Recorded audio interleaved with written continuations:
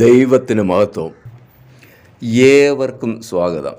വേദപുസ്തക പ്രകാരം ശബത്ത് ഞായറാഴ്ചയാണോ എന്ന് നമുക്ക് പരിശോധിക്കാം. നാം എല്ലാവരും ഇപ്പോൾ ശബത്ത് ആചരിക്കുന്നത് ഞായറാഴ്ചയാണ്. അത് അങ്ങനെ തന്നെയാണോ എന്ന് നമുക്കൊന്ന് പരിശോധിക്കാം. ഉൽപ്പത്തി പുസ്തകം 2:3 നോക്കുമ്പോൾ, താൻ സൃഷ്ടിച്ചുണ്ടാക്കിയ സകല പ്രവൃത്തിയിൽ നിന്നും അന്ന് നിവൃത്തനായതുകൊണ്ട് ദൈവം 7-ാം ദിവസത്തെ അനുഗ്രഹിച്ച് ശുദ്ധീകരിച്ചു. പുറപ്പാട് 20:9-10 നോക്കുമ്പോൾ, 6 ദിവസം അധ്വാനിച്ച് നിൻ്റെ വേലയൊക്കെയും ചെയ്യുക, 7-ാം ദിവസം നിൻ്റെ ദൈവമായ യഹോവയുടെ ശബത്ത് ആകുന്നു.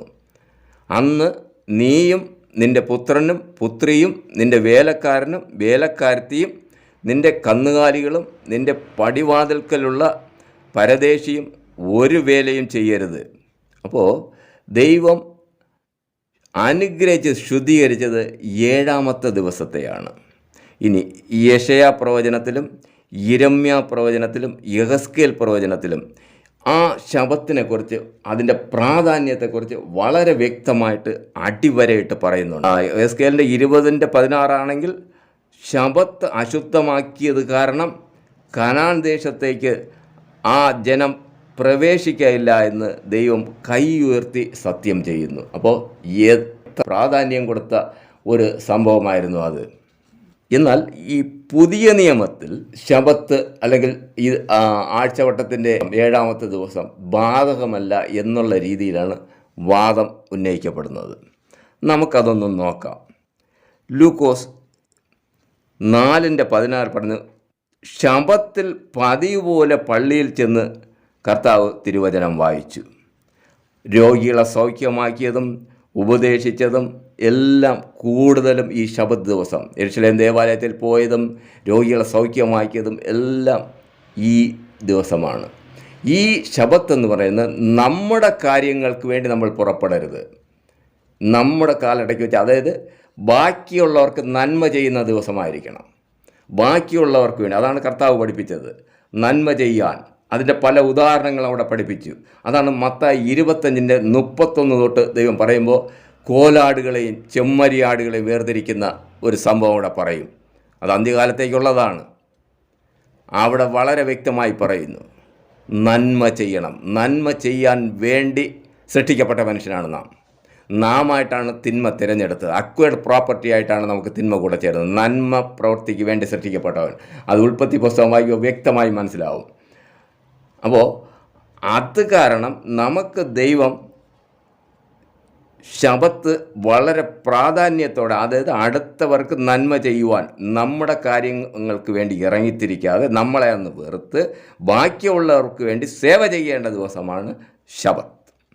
ഇനി ലൂക്കോസിൻ്റെ 23:56 നോക്കുമ്പോൾ, ആ കർത്താവിൻ്റെ അമ്മയും മഗ്ദലന മറിയക്കാരെ അവരെല്ലാം കല്ലറയിലേക്ക് ആ ശബത്ത് ദിവസം പോയില്ല.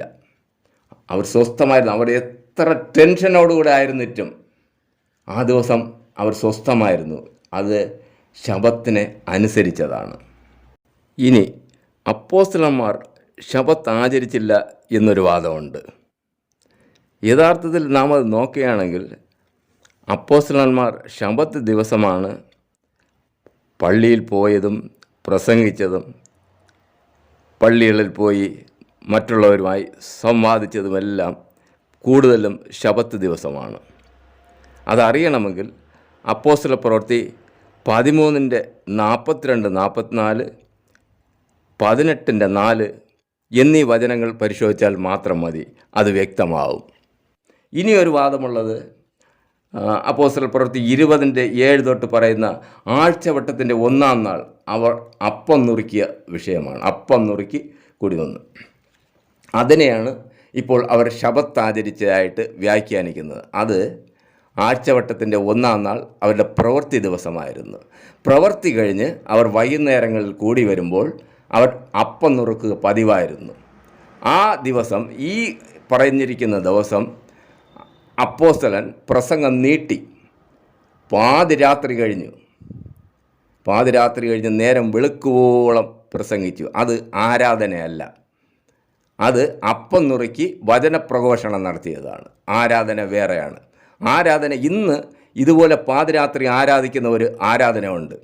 അവിടെ ഈ വിശുദ്ധ സത്യവേദ ഗ്രന്ഥത്തെ വളരെ നികൃഷ്ടമായി കരുതി അങ്ങനെയുള്ള ചില പ്രവൃത്തികൾ അതിൻ്റെ മുമ്പിൽ ചെയ്ത് പ്രത്യേക വേഷം ധരിച്ച് ഇതുപോലെ പാതിരാത്രി ആരാധിക്കുന്ന ഒരു ഗ്രൂപ്പുണ്ട്. അത് ഈ ദൈവത്തിൻ്റെ മക്കളല്ല, അത് വേറെ ഗ്രൂപ്പാണ്.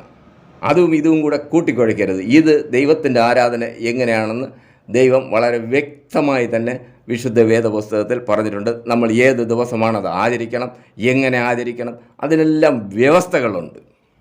കൊലോസ്യർ 2:16 തൊട്ട് 22 വരെ വായിക്കാമെങ്കിൽ അവിടെയും അവർ ശബത്താചരണത്തെക്കുറിച്ചല്ല അപ്പോസ്തലന്മാർ പറയുന്നത്. അതിനകത്ത് കടന്നുകൂടിയ മാനുഷ്യകൽപ്പനകളെയാണ് കർത്താവ് എതിർത്തത്. ഇതിനകത്ത് കടന്നുകൂട്ടിയ മാനുഷ്യകൽപ്പനകൾ ഇന്ന് നമ്മൾ ചെയ്യും പോലെ യഥാർത്ഥ ദൈവപ്രമാണങ്ങളെ അട്ടിമറിച്ച് അതിനുള്ളിൽ മനുഷ്യൻ്റേതായ പല പ്രമാണങ്ങളും കയറ്റി. ഇതിനെയാണ് കർത്താവ് എതിർത്തത്. അല്ല, ശബത്ത് ആചരിച്ച് ദൈവം ശബത്ത് തീരുമാനിച്ചാൽ അതിനെ അട്ടിമറിക്കാൻ ആർക്കും അവകാശമില്ല, ഒരു മനുഷ്യർക്കും അവകാശമില്ല. ഇത് എപ്പോഴാണ് ഇതിന് ദോഷം സംഭവിച്ചതെന്ന് ആർക്കും അറിയില്ല. ആകെക്കൂടെ ചരിത്ര രേഖകൾ പരിശോധിച്ചാൽ ഒരു ഇഗ്നാത്യോസ് തൻ്റെ ഒരു ലേഖനത്തിൽ എഴുതിയിട്ടുണ്ട്, ഞങ്ങൾ ശബത്ത് ആചരിക്കാതെ കർത്തൃ ദിവസം ആചരിക്കുന്നു എന്ന്. ആരാണ് ഇഗ്നാത്യോസ്? ദൈവം തീരുമാനിച്ച ഒരു ദിവസത്തെ മാറ്റണമെങ്കിൽ അത് ദൈവത്തിന് മാത്രമേ സാധിക്കൂ. ദൈവം തീരുമാനിച്ചതാണ്. ദൈവം ഒരു കാര്യം പറഞ്ഞാൽ ആ പറഞ്ഞ വാക്ക് മാറ്റുകയില്ല. മാറ്റാനുള്ള കാര്യങ്ങളൊന്നും ദൈവം പറയാറില്ല. ദൈവം പറഞ്ഞാൽ പറഞ്ഞത് തന്നെ, അത് കൽപ്പന തന്നെയാണ്. അപ്പോൾ ദൈവത്തിൻ്റെ കൽപ്പന മാറ്റിമറിക്കാൻ തക്ക വലിയൊരു ദൈവം ഇവിടെ ഭൂമിയിൽ പിന്നീട് അവതരിച്ചുവെങ്കിൽ അത് ആരെങ്കിലും അത് ആരാണെന്നോ എപ്പോൾ അവതരിച്ചുവെന്നോ വെളിപ്പെടുത്തേണ്ടതാണ്. ഈ ശബത്തിനെ മാറ്റിയവർ, ഈ ദൈവം കൊടുത്ത ശബത്ത് 7-ാം ദിവസമാകുന്ന ശബത്തിനെ മാറ്റി ആഴ്ചവട്ടത്തിൻ്റെ 1-ാം ദിവസമാക്കിയ അതിൻ്റെ പിന്നിൽ പ്രവർത്തിച്ചവർ, ഇതാരാണ് ഈ ശബത്ത് ദിവസം മാറ്റിയത്? അല്ലെങ്കിൽ ഈ ഇഗ്നാത്യോസ് ആണോ? അല്ലെങ്കിൽ വേറെ ഏതെങ്കിലും ദൈവം അങ്ങനെ അവതരിച്ചോ? ഇത് വ്യക്തമാക്കേണ്ട ഒരു ആവശ്യമുണ്ട്. കാര്യം നമ്മളെല്ലാം അതറിയണം. നമ്മൾ തെറ്റിയതാണോ, ആരാണ് തെറ്റിയതെന്ന് നമുക്കറിയണം. ഇതെല്ലാം നമുക്ക് വലിയ വില കൊടുക്കുക, ജീവിതത്തിൽ വലിയ വില കൊടുക്കുക. അതായത് ആ ശബത്ത് ആചരിക്കാത്തത് കാരണം ആ ഇസ്രായേൽ ജനത്തിന് കാനാൻ ദേശം നഷ്ടപ്പെട്ടുവെങ്കിൽ നമുക്ക് സ്വർഗരാജ്യമാണ് അതുകൊണ്ട് നഷ്ടപ്പെടുന്നത്. കാനാൻ ദേശം എന്ന് പറയുന്നത് സ്വർഗരാജ്യത്തിൻ്റെ നിഴലാണ്. അപ്പോൾ നമുക്കിതിലൂടെ വരുന്ന നഷ്ടം വലിയ നഷ്ടമാണ്. അത് തിരിച്ചറിഞ്ഞ് നമ്മൾ തെറ്റുതിരുത്തേണ്ട സമയം ആസന്നമായി. എത്രയും വേഗം ഈ കാര്യങ്ങൾ നമുക്ക് സംഭവിച്ച പിഴവുകൾ തിരുത്തി നമുക്ക് തന്നെ ദൈവകൽപ്പന അനുസരിക്കുന്ന ദൈവജനമായി മാറാം.